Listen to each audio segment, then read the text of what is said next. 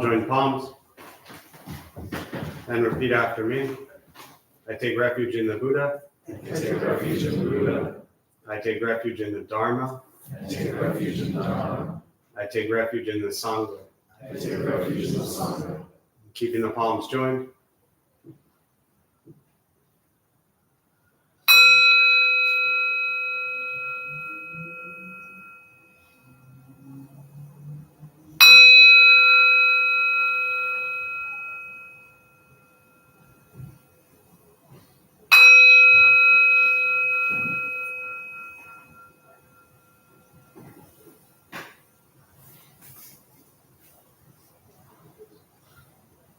You put the palms down.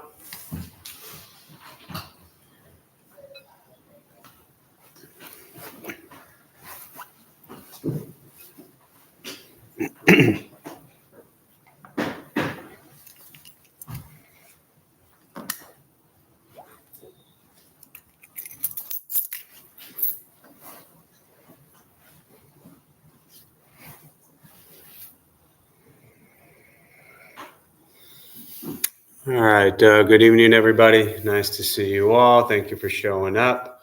Anyone here for the first time? First time, what brings you here? Yeah. Drag you along? No. I had a meeting that conflicted with us at the meeting temple Nice. For 3 weeks, and I was able to juggle things around. Nice. They warned you about me, right? They told you I'm not that nice? That's why I can. Yeah, there you go. That's fine. I appreciate the honesty. Glad you're here. Welcome. Yeah. What else? First time, what brings you here? Yeah. Oh, go ahead. Yeah.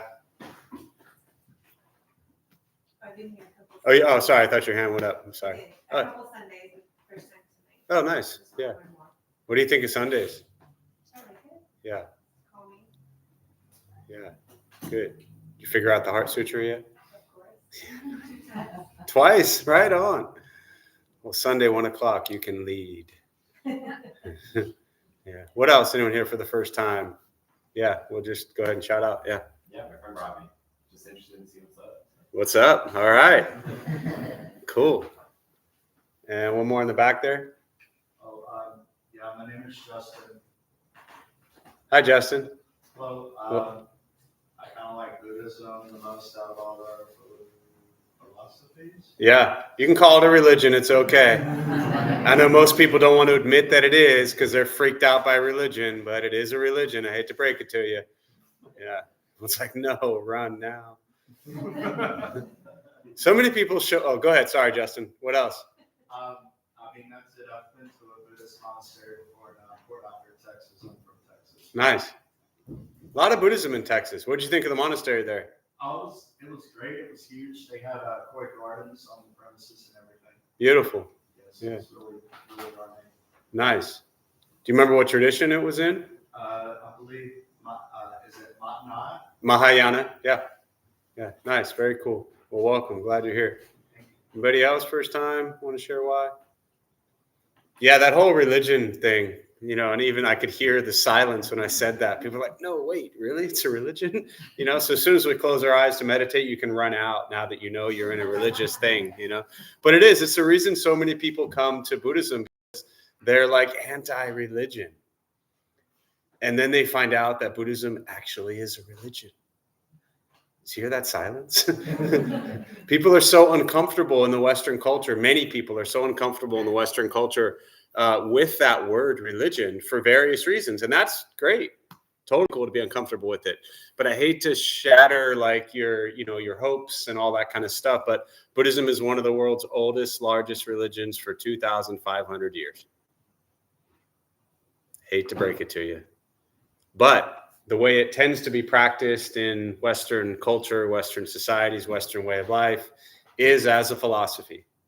And much of that is because Western people who tend to come into Buddhism and get interested in Buddhism don't like religion. Not, not a generalization here, but I've been around this long to know that a lot of people come into this stuff, do it because they're coming out of a religion or they have a problem with religion. So like, well, I'll go to that Buddhist thing because it's not a religion,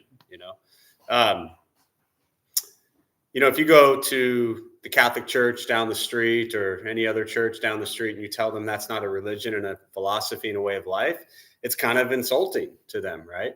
Well, if you go to millions of Buddhist temples all over the world and you tell them it's not a religion, it's a philosophy, it's kind of insulting to them. Now, they don't really care, right? They're not really concerned with what you call it. But it is practiced religiously. And for many people, they have a very devout, faith-based religious practice with Buddhist teachings.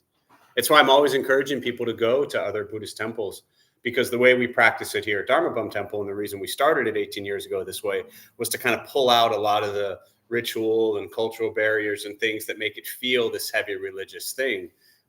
Because in essence, really what we want to share is the teachings of the Buddha, which truly is a philosophy and a way of life. But I always like to remind people that it comes from a very devout religious practice. And if that sits uneasy with you, then that's something for you to explore. That maybe the problem isn't the word religion. Maybe the problem is your association and your experience with whatever is tied in with that, right?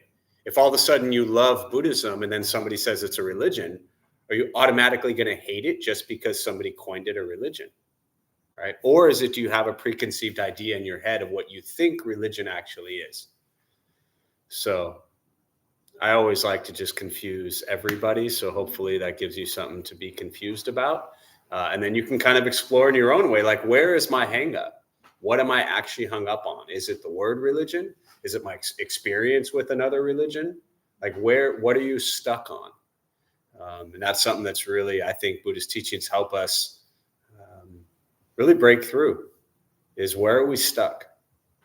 And can we drop the words and labels and figure out how we're stuck on something?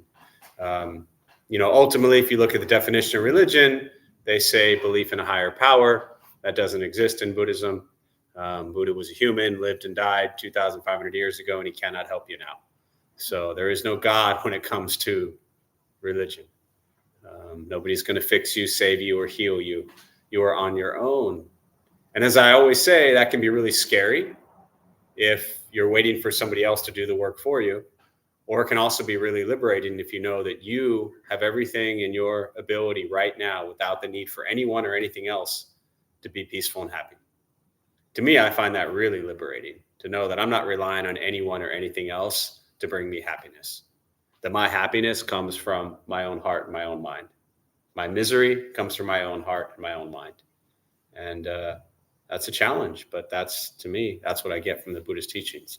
So on that note, we'll start with the meditation practice. A couple things to tell you before we begin. And to those who are joining virtually, welcome. Glad you're here. Feel free to say hello. There's a chat box somewhere on your screen if you want to say hi. A couple things to tell you before we begin. Nothing's going to happen to you. You're not going to float away. You're not going to have any mystical, magical experiences. The mind that races all day long is not going to shut off. Don't judge your practice, meaning don't ask yourself, is it working or not working? Are you doing it right or wrong? We're just going to sit. We're going to breathe. You'll hear sounds inside the room, sounds outside. This is life. Life is filled with chaos, and this practice is learning to get quiet and still within all of the chaos. Posture, you just want to be comfortable. If you're on a cushion, often it helps slide into the front third, pushing the stomach forward, allows the back to straighten. If you're on a bench or chair, however you're seated, relaxing the shoulders as well, sitting up straight. Again, hands are on the knees or lap. If you need to move, simply move. Doesn't make you a bad meditator, just means you need to move. And especially for those who are new, you're not going to shut your mind off. It will not go blank. You will not think nothing. Your mind will race. I'll say things periodically to remind you that you're lost in thought or wake you up and bring you back to present moment. I'll guide us as we begin, and we'll settle into a little bit of silence.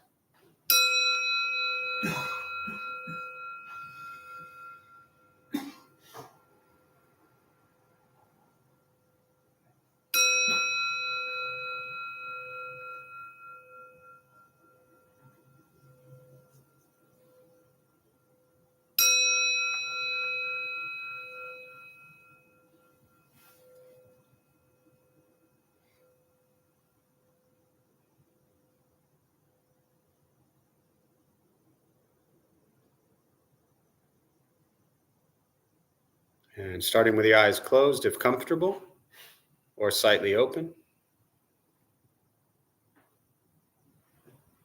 Mouth is open or closed. We'll start with taking 3 deep breaths slowly.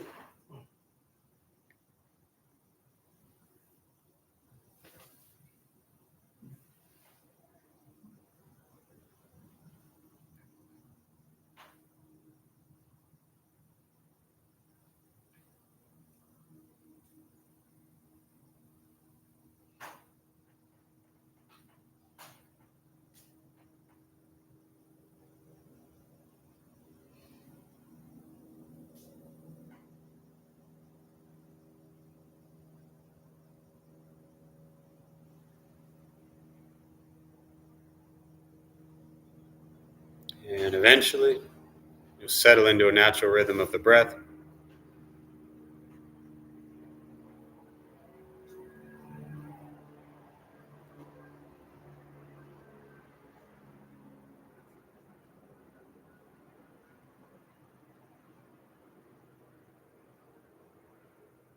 Noticing the mind as it wanders, jumping from thought to thought.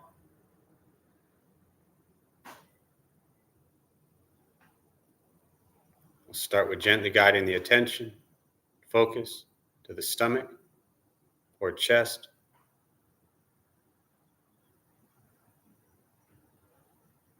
Breathing in, feel them rise. Breathing out, feel them fall.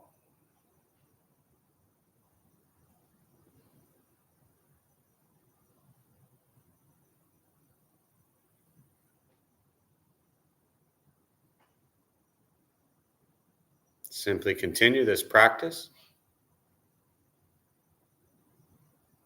observing sensation of breath.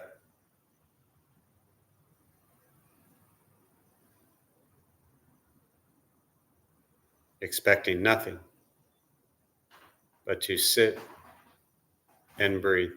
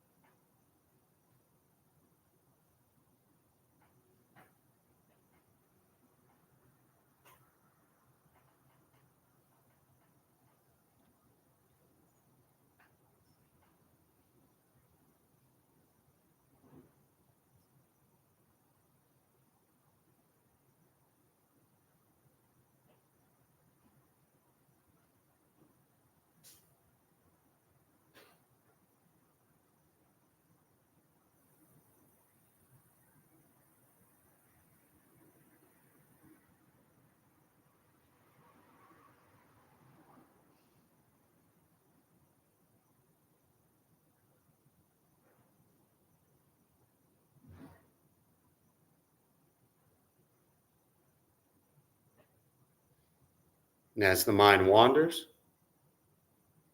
lost in thought, recognize it.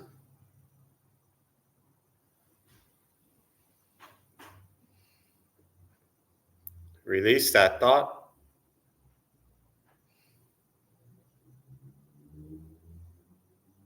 Return attention, focus to the breath.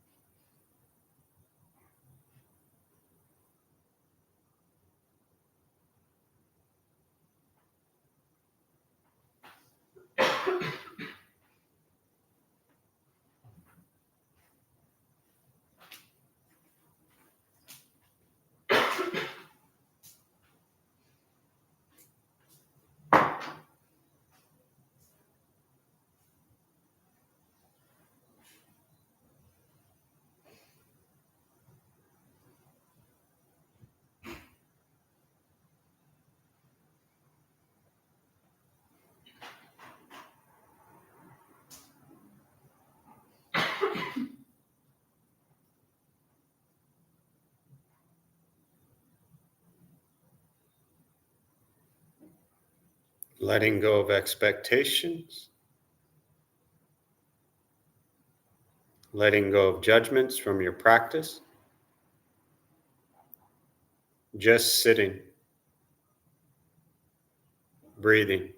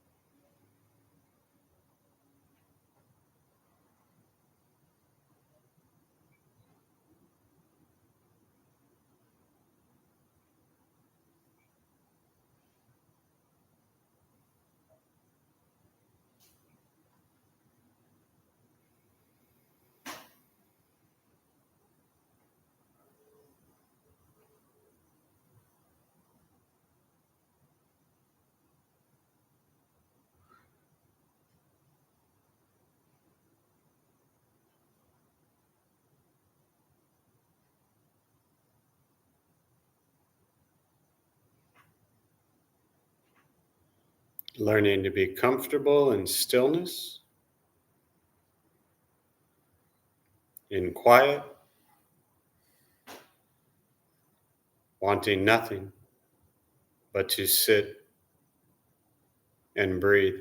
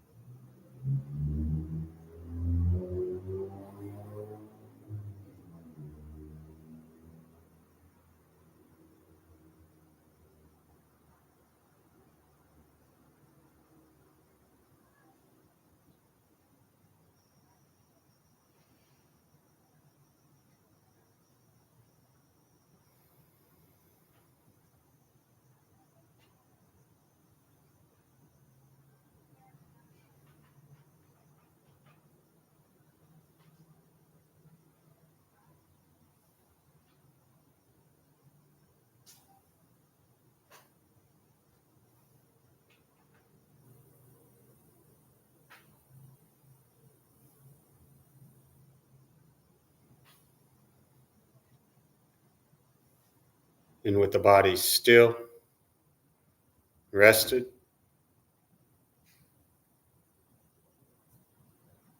And the speech quiet,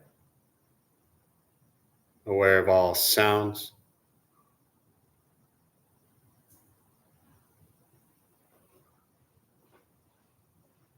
And the mind learning to settle.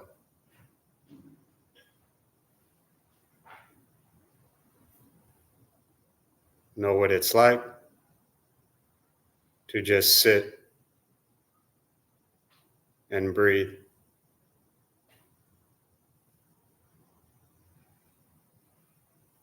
Knowing with each breath, there's nothing else to do, nowhere else to go, and no one else to be.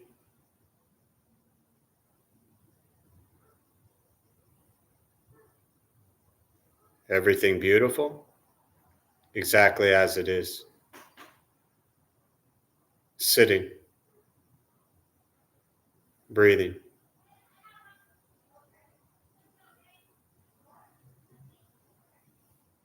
And once again, taking 3 deep breaths slowly.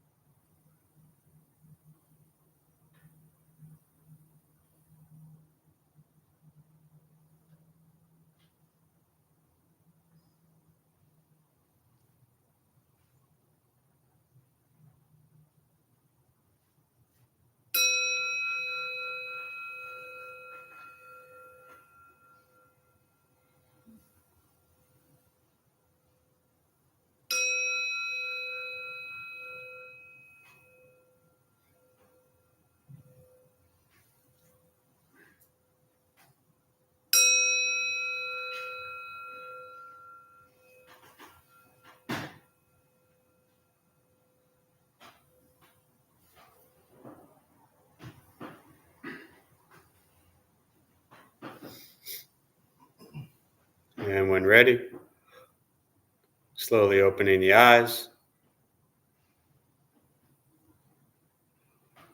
slowly beginning to move.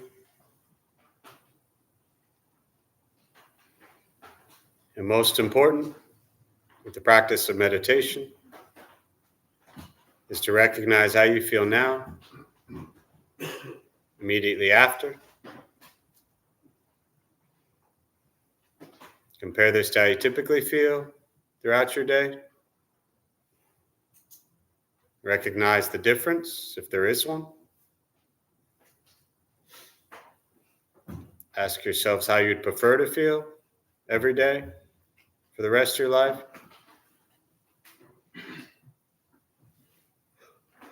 And realize however you feel now, if it's quiet, calm, and still, or a busy mind, racing mind, whatever you're sitting with at this moment, has nothing to do with anything I said. It's nothing to do with how you sit and hold the hands or cross the legs. It's nothing to do with the sounds around us or anything else for that matter. It has everything to do with your own mind and your own mind's reaction to an external condition. This is what the Buddha called pratitya samuppada, means dependent origination. This is the basis of the Buddha's awakening. The word Buddha simply means awakened. He was a human being, no different than any one of us, who began to understand why he suffered, why he got angry, sad, depressed, stressed, anxious. He began to understand the causal relationship of all phenomena. And what that means, very simply, for all of us, regardless of where you come from or what you believe in and where you think you're going, your whole life is filled with things that happen. You react. More stuff happens, more reactions. That's it. That's what we get. This practice is simply learning what it's like to respond to something quietly, peacefully, still. Because for most of us, the way you responded to the last 20 minutes is quite different from how you respond to every other 20-minute period of your day. And so all we're working on is closing the gap to where the way you feel now is closer to how you feel always. Just as driven, motivated, productive, successful, whatever that means to you in your respective lives. But with a mind that's steady, clear, focused, distracted by nothing, disturbed by no one. It's not an easy practice. It's not necessarily fun. It's not an escape, as often people think it is. It is direct perception into the present moment. And the present moment is filled with conflict, chaos, difficulty, challenges. And so this practice is learning to be with life as it arises.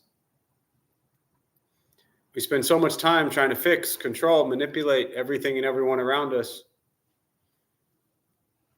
Once we stop trying to change everyone around us and we work on changing our minds and our reaction to the world around us, life gets simpler. And it doesn't mean what others around us are doing is not important. It is. The world's a mess. The world's always been a mess, and the world will always be a mess. But the question is, are you a mess? That's what this practice is. This practice is taking care of your mind and your heart, so when you engage in the world as you wish, and you try to create changes as you wish, you do it from a place of loving kindness and compassion, not from a place of hatred and anger. Meditation is free. Buddhist practice is free. It's just sitting, breathing, becoming aware of everything you think, everything you say, and everything you do, and understanding your intention behind each action. That's the practice. It never changes. I try not to complicate this stuff. I think Buddhism in its essence is very simple to understand, yet incredibly difficult to put into your life every single day. And so that's why we call it a practice. It's not a 6-week course. It's not something after 6 months you say you figured out. It's just a moment-to-moment practice, because every moment of your life, every day of your life, you'll be challenged with something. And so the question is, when these challenges arise, how do we deal with them? And the more clear and kinder and gentler our mind and our hearts are, then the easier it is to deal with all the chaos that's going on. So with that, I'll pause. For me, always really just prefer to respond to questions, meditation, Buddhist practice, anything you're sitting with. And to those who are joining virtually, again, welcome. There's a chat box somewhere on your screen there. So if you have any questions, feel free to put them on the chat box. I'll do my best to respond. And we'll use the rest of our brief time this evening for questions. Yeah. This relates to what you said about philosophy and or religion. I just had a few realizations when I framed this question a little bit. I was raised Catholic, went to one of those Catholic school, moved to California, just in the deals, came back with Maharishi Mahesh Yogi and told, so I got into meditation, went to the east, followed my Richard Alpert, Baba Ramdas, all those guys, Nimkro Baba, and the whole idea of Atman and so and all that. And lately, I think the Buddhism, because I thought that Buddhism is a philosophy because it has no dogma. That was a good argument that Alan once made. But lately, I went to this fantastic 3-day retreat a few weeks ago in Land of the Medicine Buddha Sanctuary. And wow, now I'm seeing the religious aspect, what may be considered the religious aspect. I have real difficulty with what's reincarnation, what doesn't. Like I chuckle to myself and mentioned a few times, nobody came in here looking about reincarnation. I did. I didn't come here looking for better way to live, I actually think we're looking for a better way to die. But it's all the same thing, right? Yeah. I kind of get that. So, but I have a hard time with who is meditating here. I get the part who gets analogy and you have a bicycle or a car and you take parts of it. Still, the whole thing is still, it's got to be put together to be a car. And I get the analogy of you're taking a candle in a flame when you die. You like in the Buddhist view, you light the candle from another candle from the flame, and the flame transfers with all its karmic things. And the course was how to face fear without death. And she went to some incredible, detailed stages of Bardo and all that. It just kind of blew my mind. Yeah. And then I got into this Pure Land Buddhism, which I always heard about, but I always left it kind of Yeah. a bit of heaven. And I'm like, wow, I'm inspired. So here's the thing. Existential. I don't know what's crazier, everything you just shared, or the fact that I've actually followed and understood everything you just said. So let me try to just paraphrase and sum up for everybody who didn't hear that. And then, even though you didn't have a question, there are a lot of questions in what you shared. And so let me sum up. So your experience, to those virtually didn't hear it, your experience with Buddhism goes way back, brought up Catholic, you got into, the Beatles and Maharishi Yogi, and, you've run the gamut of all the stuff, and you didn't like religion, you got into Buddhism, meditation, and more recently you've been exposed to, the land, the medicine Buddha and retreats and Pure Land Buddhism. And it doesn't matter. Who cares? I don't care if you call it religion. I don't care if you call it philosophy. I don't care if Donald Duck said it. It doesn't matter. The point is, you and everything you just shared, right? Ram Dass, Alan Watts, I love everything you've read, studied, practiced, been there, done that. And for me, from a personal experience, what it led me to realize was anything I tried to label is just my own ignorant perception anyways. And where I found, and you kind of said this in there somewhere, like just trying to be at peace, where I found personally to be at peace with these types of things, reincarnation, rebirth, just focus on what I'm doing right now. If there's a reincarnation, if there's a rebirth, if there's a heaven, if there's a hell, whatever is next, what I do now is what determines all of that anyways. What I also heard in what you shared, which I get, and it actually, to me, just kind of reinforces what I said at the beginning, based on somebody's personal journey, is that there is heavy meaning tied to the simple word of religion. And so one will resist it for so long just based on that word. And then we define what it is, and then we try to make sense with it. Well, can I still be into Buddhism if it is a religion? Buddhists don't care. Someone asked the Dalai Lama years ago, they said, does the world have enough Buddhists? I gave the answer first.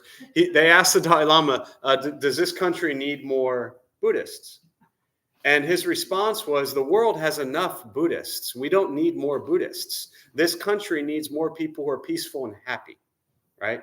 The Buddha himself was not a Buddhist. He was just a dude who taught a simple, peaceful, happy way of life.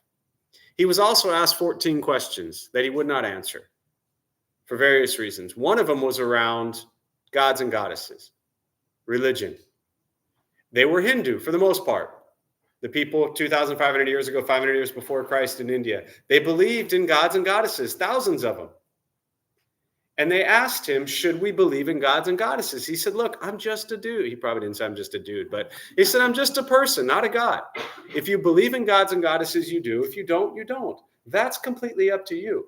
It was not his place to tell people what religious views to have. He wasn't teaching Buddhism to make people religious in the way that we, as Western people, for the most part, think of religion.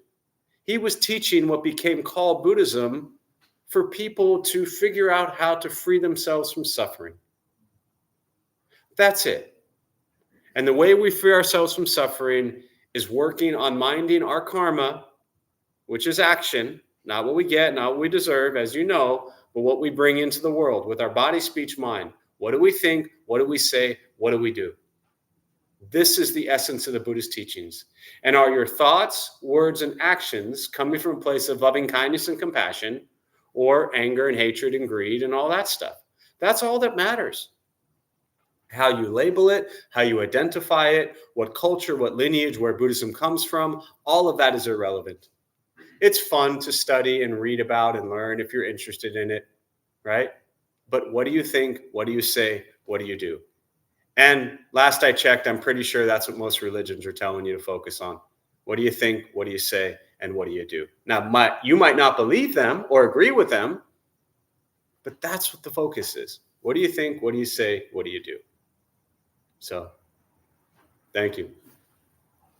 What else? Yeah. I'm kind of struggling with the gap between, or I guess what to support between reality and idealism. Be that, maybe an example of it would be like, in reality, these are my behaviors or habits, and in an ideal world, this is who I would be, and so this is who I should be pretending to be now, which is, you're not under any obligation to be the person you were 5 seconds ago today, or now, whatever. But finding the balance between that reality and the idealism that you would like to live in, I guess. I've been struggling with the middle path a little bit there. Yeah. So just to paraphrase again, for those virtually who didn't hear it, this idea between your struggle with reality and idealism in a way, the person that you're trying to be or who you want to become. And I think for me, it's a couple of things you said. Yes, the middle path. But before we even get to that, I think it's very important to understand that while the Buddha taught that craving and desire leads to suffering, because we're constantly wanting more, craving more, we're not this enough, we're not that enough. He also taught that there are healthy cravings and healthy desires. The craving and desire to suffer less, beautiful. If none of us had a craving and desire to suffer less, none of us would be here right now for the most part, unless you're just really bored and had nothing better to do on a Tuesday night, But we're here because we want to suffer less. It's some variation of that. Everybody's here for different reasons, but most people don't come here because they want to be more miserable, right? So that craving and desire to be, as you say, this ideal version of you, whatever that is, a kinder, gentler, happier person, maintain that desire. Otherwise, you'll kind of default into like, well, it doesn't matter, and that's dangerous. It all matters. Because if you're a kinder, gentler, happier person, then you're going to treat people from a place of being a kinder, gentler, happier person. And you know who's going to benefit from that? Everyone you encounter, right? Now, the challenge is kind of going back towards the middle path comment. You may have heard me say this before, but one of my favorite quotes, Suzuki Roshi, built San Francisco Zen Center, says he would tell his students, you're all perfect exactly how you are, and you all could use a little improvement. Meaning, most people who come into this practice at this stage of their life where they didn't grow up Buddhist and they're later on in life and they're exploring something because they want to be happy and kind and gentle and all that, haven't spent their whole life telling themselves good things about themselves. They've spent their lives telling themselves terrible things about themselves based on heavy, terrible, traumatic experiences they've gone through, which happened. And this doesn't discount that, right? So there are reasons that we may have the views we have about ourselves that we have based on past trauma, experiences, etc. Even with that, there's a narrative in our head that we constantly, and we talk about this on Sunday a lot, but we constantly have this called mental formation, this story that we tell ourselves over and over and over again. And again, most people don't tell themselves a pretty story about themselves. So if you tell yourself all day long what a miserable piece of you-know-what you are, how do you think you're going to feel? Miserable. And then how do you think you're going to act? Miserable. And again, I'm coming from a very personal experience with this practice because that's what led me into Buddhism, was years of anger and depression and hating myself and telling myself what a terrible person I was. And that just perpetuated this vicious cycle of thinking terrible things, saying terrible things, and doing, by terrible, I mean harmful. Now, and I don't mean this in a judgment way. Every time I say this stuff, people are like, oh, don't be so hard on yourself. It's like, you don't know what I did. Nobody in this room knows what my life was like.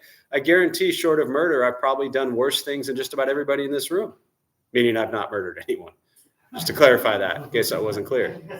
But people often think like, oh, you're a Buddhist guy. You lead the Dharma Bum Temple. You lead meditation. You're not that bad. You have no idea what my life was like, right? I put people through hell. I tortured people in so many ways. Like, that's the reality. That's the truth. Now, if I continue to tell myself what a miserable person I was, then that cycle never would have ended. But for me as a practice, I had to be able to look at myself and say, okay, I'm also a kind person. I'm also a gentle person. I'm also a good person. Ultimately, I'm not any of those things. Those are just experiences that I have and ways I act. Drop the label completely and focus on present moment. Think kind thoughts, speak kind words, do good deeds. Drop the story about what a terrible person you may be. And I'm just kind of, not to you specifically, but to everybody here. Unless, of course, you're the person in the room who does nothing but tell yourself wonderful stories about yourself all day long, right? But again, if that's the case, you're probably not sitting here right now. So, and that's where the middle path comes in, which says, okay, I have to be real with how I am treating myself and others. I have to be real with there's an ideal of how I'd like to be towards people, and I'm not there. But I'm not going to judge myself and critique myself and hate myself because I'm not there yet. But I'm also not going to stop working to be kinder and gentler every moment. So that's where that balance comes in. Being real with how we treat ourselves and others, and yet this ideal of working towards suffering less for the benefit of not just ourselves, but everybody we encounter. So don't drop that desire to be kinder and gentler to yourself and others. It's important. Hang on to that. What else?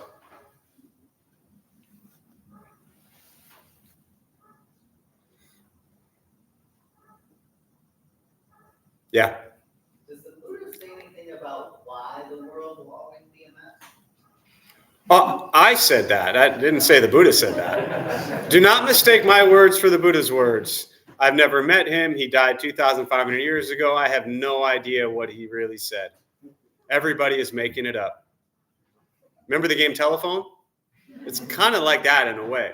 That's why I say jokingly, like, it doesn't matter if Donald Duck said it or, if the Buddha said it or Jesus said it. It doesn't matter who said it.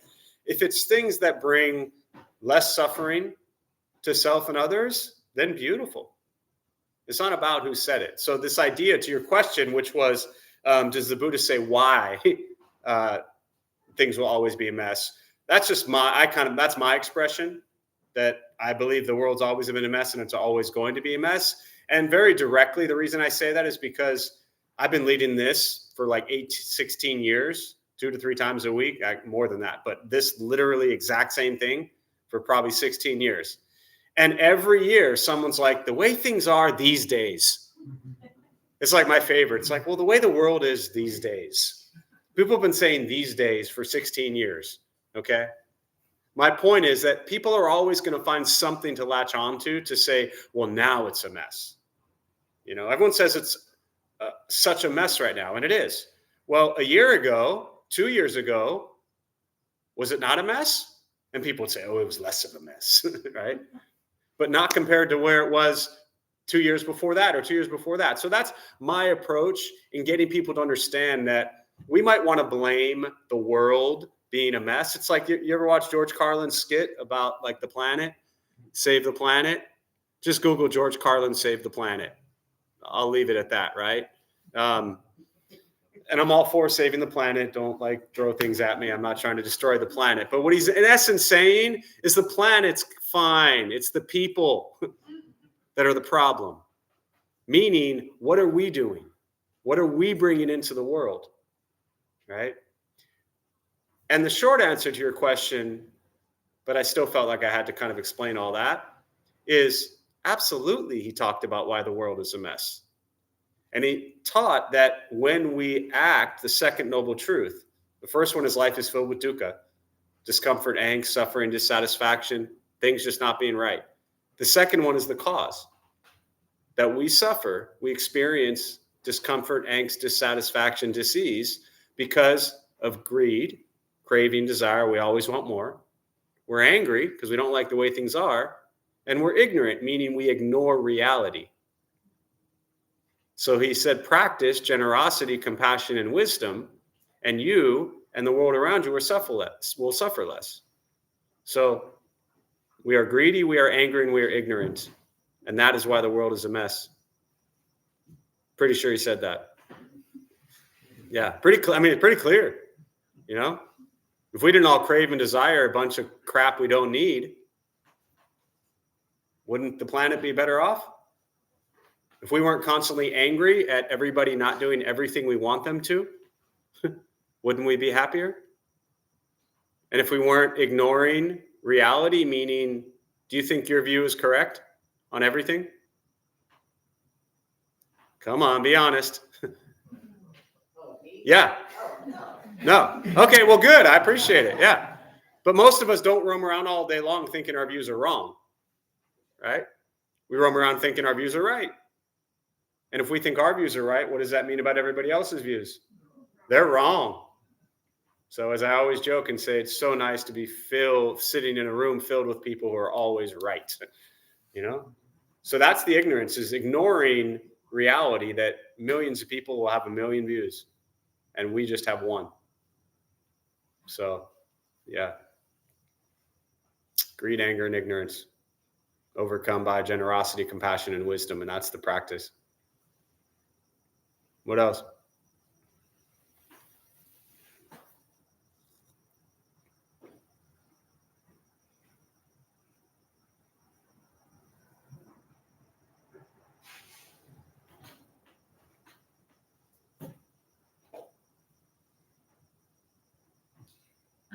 I have a question.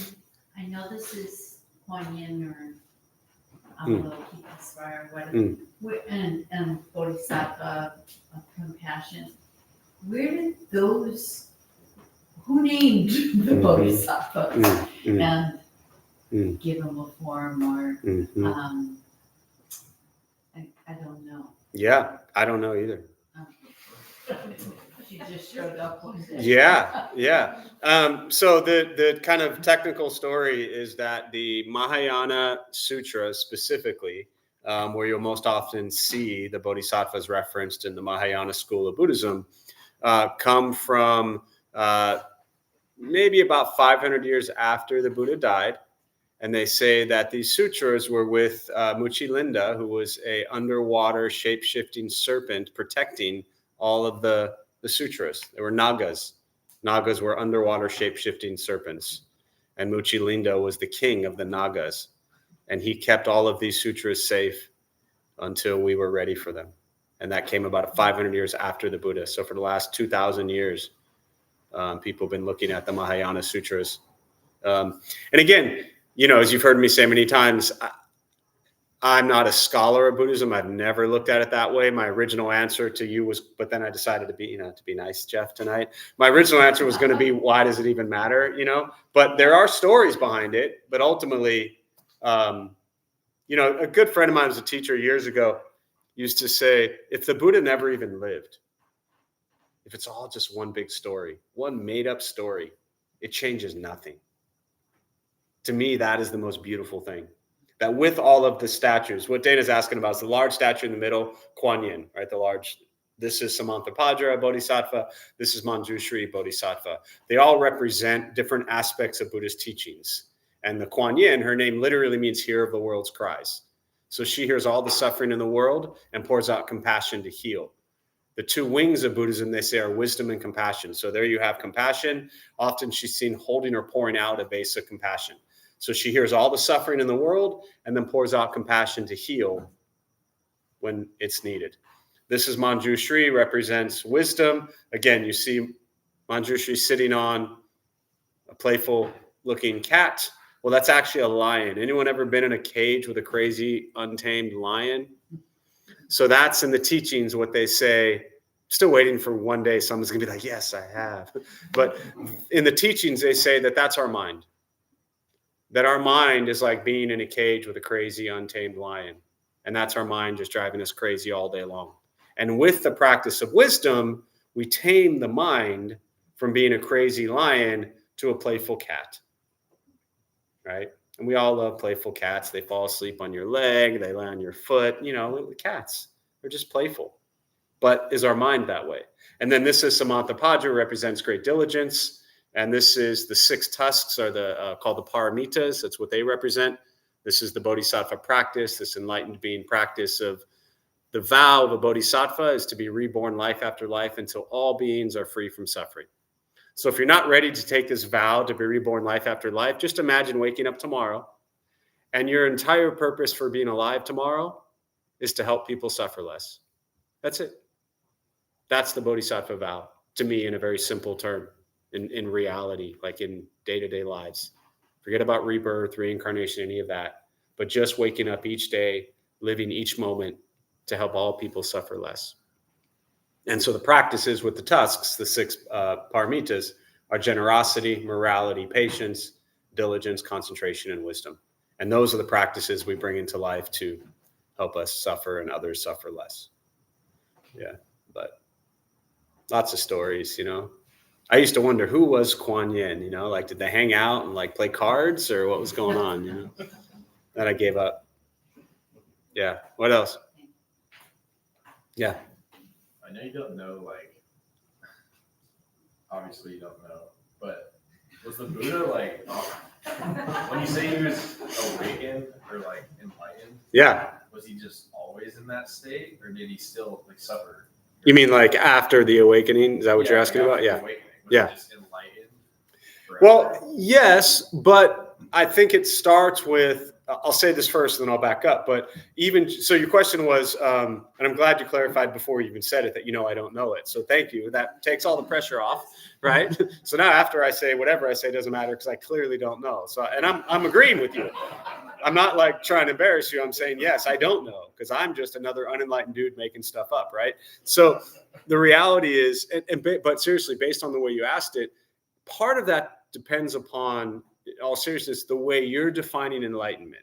So what you're saying is like, was he always enlightened? Part of that, and we'll come back to this, is what your definition of enlightenment is, right? So let me back up for those who don't know the story very briefly. When he, raised as a prince, left the castle, left the palace, 29 years old, roams the base of the Himalayan mountains for 6 years.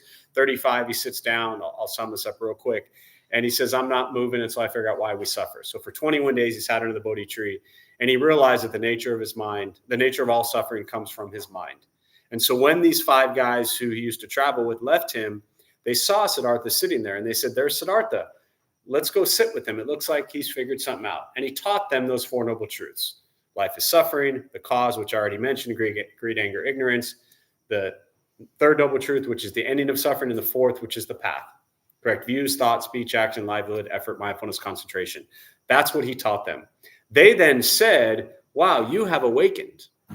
You are enlightened. We will call you the Buddha, which just meant the awakened one. So it wasn't like he had this moment. Again, I'm not suggesting that you're saying this, but this is just for everybody. It wasn't like he had this moment where he was like, aha, I have awakened. I am the enlightened one, right? They said, you have awakened. You are enlightened. We will listen to you now. We will become your disciples. We will follow you now. He then taught for 45 years and he died at 80. So to me, when I hear your question, it's almost like you're saying like, okay, did he never experience suffering? Did he never experience pain? Like he was still human. He still had emotions and feelings. He didn't just like poof and become this like, cloud floating in the air, right? He still ate. He still slept. He still went to the bathroom. He died from poison, right? He ate bad food that killed him. He was unhealthy anyways, from what I understand. And he was kind of near death. So he took this food anyway, so nobody else would eat it. And he died at 80. So he was still living a very human experience. He wasn't free from human life, human existence. Now, from what my understanding is during these 45 years as an awakened being, what he was able to do was to not attach to the moment-to-moment experiences the way we do. This is how I interpret, all this stuff in my head. Because you're right, we weren't there. We don't know. We couldn't have been like, yo, so what's it like to be enlightened, dude? You know what I mean? Like, you don't get to have that conversation with him. So for me, the way I've always interpreted it is that he saw, often people forget the fact that, so when he became called the Buddha, it's not like he just poof disappeared. He spent 45 years teaching. Why do you think he was teaching? What was he wanting to do? Let me just think about it logically. What was he trying to do? Like spread compassion. Spread compassion, right? He wanted to help people. Why did he want to help people? Because he saw they were what? Suffering. So right there, he was able to, like, still, to me, the way I interpret it is he was still having a human experience with people. He saw that you're suffering. So he's like, here's the teachings. This will help you suffer less. So he wasn't like void of, like, often, again, I'm not saying you are, but often people think that like the Buddha was this like emotionless being, like this stone roaming around, feelingless. He had endless compassion. The only way you have endless compassion is if you're also able to see and feel and experience just this incredible amount of empathy. That's, again, how I interpret it. But he wasn't attached to it, meaning it didn't destroy him. You ever try to help somebody and yet it destroys you? So again, these are just ways I interpret this stuff in my head. To me, it's like the Buddha was a brilliant psychologist who helped people, but didn't get destroyed by their stuff. Or he had relationships with millions of people in an incredible, loving, non-toxic, absolutely healthy manner. And he just helped people. Like, that's how I see him, and then he got sick and then he died. So I just see a very human element of him. I have a friend of mine who would call him Sid. He wouldn't call him the Buddha because he feels like the name Buddha makes him sound like this godly type figure. His name was Siddhartha, so he referred to him as Sid, just some smart dude who helped people. And for me, I like looking at the Buddha as that way, a smart person who helped people, Yeah. What else? We'll do one more before we close. Yeah. I've been hanging on to this one because I feel like your answer is going to be why does it matter? But It always matters. I was reading Thana's writings about the Diamond Sutra today. Yeah. And, like, interbeing, and what I'm struggling with is the difference between like recognizing interbeing and feeling connected to the world, and like attachment. Especially with regards to like my own identity, and like I feel very connected to my identity and like my ancestors and where I came from, and like what is the difference between that and being attached? Oh, let me just sum that up in 2 minutes. No, beautiful question. I mean, great question. Seriously. So let me start by saying this again to put it into context for everybody. And before I even respond to that, I have to say this. So somebody recently, the last couple of weeks I talked about, I just want to say this before I get to that, and then we'll close. The last couple of weeks, I've mentioned, and I've been saying this for years, like I always encourage people to go to Buddhist places. Within 10 miles, there's probably 50 Buddhist places around here, meditation places. I always encourage people to go. A lot of people, their only exposure to Buddhism is like here through Dharma Bum Temple. And it's like, you think this is it, right? So I always encourage people to go see cultural Buddhism, Japanese temples, Taiwanese temples, Vietnamese temples, Korean Buddhist temples. Go to them and see the bowing and the chanting and the ritual. It's really beautiful. So I always often encourage that. And I've said it recently a couple of times based on a few things people had asked. And somebody came up to me and approached me and they said, do you not want me here anymore? And I was like, what? And they actually felt like I was telling them to like, not be here. So I say that because as I'm about to respond to you with all of my responses, like very rarely, and once the question is asked, like I'm going to look at you and respond, but I don't know anything about you. I don't want to know anything about you. And I'm not even responding to you directly in a way. Same thing with every single question that was asked. To me, one of the most brilliant things that I learned about the Buddha, they said that when he spoke, everybody he spoke to was instantly awakened. Right? I think that's really cool. I speak and I apparently make them feel like I don't want them here. So I got a long way to go. Right? But to your question, Diamond Sutra. Diamond Sutra, and on Sundays we do the Heart Sutra. The Diamond Sutra is a longer version of the Heart Sutra. Its essence is the emptiness teachings. The essence of the Diamond Sutra and the Heart Sutra is about duality. And it is, in brief, about us setting up this separation between me versus you, us versus them, right versus wrong, good versus bad. And because we attach to the sense of self, we think there are other ways that things should be. That doesn't solve anything, but I just wanted to plant the seed a little bit about the Diamond Sutra because it's not light stuff. right? So your question is around, in essence, this identity that you have with yourself and your ancestors and all of that, and you connect with that. And on a in Buddhism, we talk about conventional reality, ultimate reality. Conventional reality is that. Very important. Do not abandon that. If anything in Buddhism gives you this idea that you should surrender that or let go of that, I don't find that beneficial or helpful at all. Like, that stuff is important to you, and Buddhism should not make you surrender that or move away from that. Ultimate reality says, again, even along those lines of ancestors, so if you look at the time of the Buddha, where everybody believed in rebirth or reincarnation or continuation of consciousness, there are Buddhist teachings that will tell you we have all in this room, hate to freak you all out even more, been each other's mothers and fathers and brothers and sisters and sons and daughters. So in the moment in conventional reality where you are attached to your immediate identity, parents, grandparents, maybe 1 or 2 generations after that, are you thinking about 1,000? Yeah, like that. You thinking about that, dude? Are you thinking about 1,000 years ago? Not in conventional reality. We don't go back that far. Ultimate reality, we're all that way, right? So I'll start with that. The second thing is around specific identity and really the teachings of non-self and non-attachment. So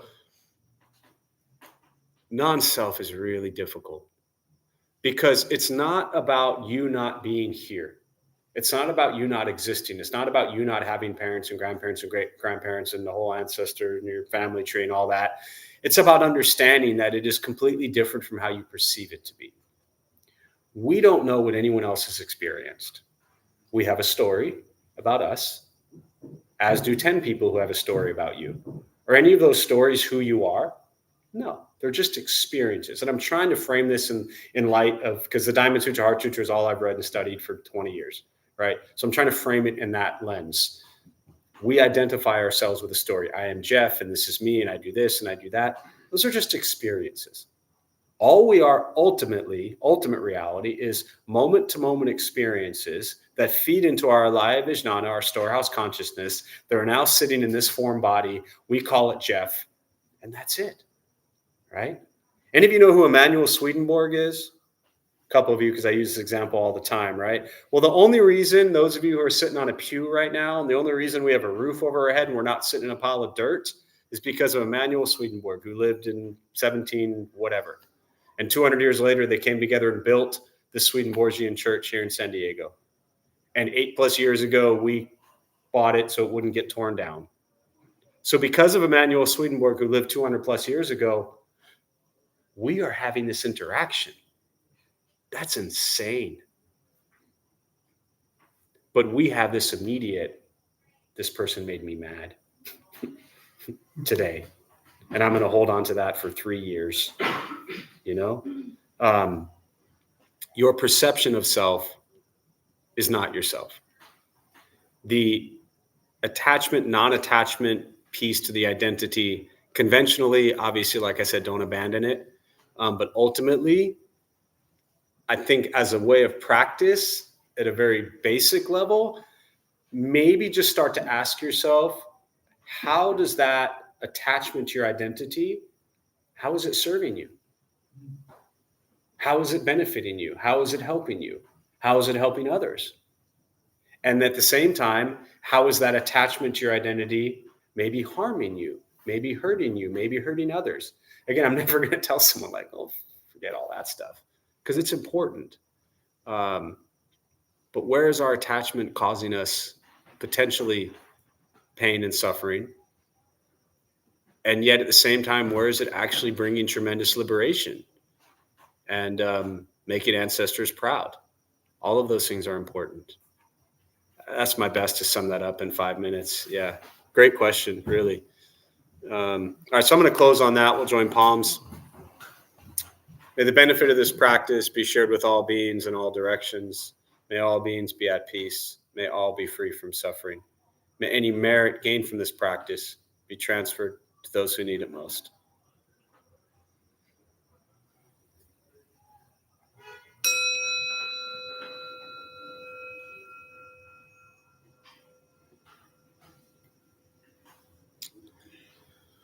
All right. So before y'all head out, our Dharma Bum host Hazel has some announcements.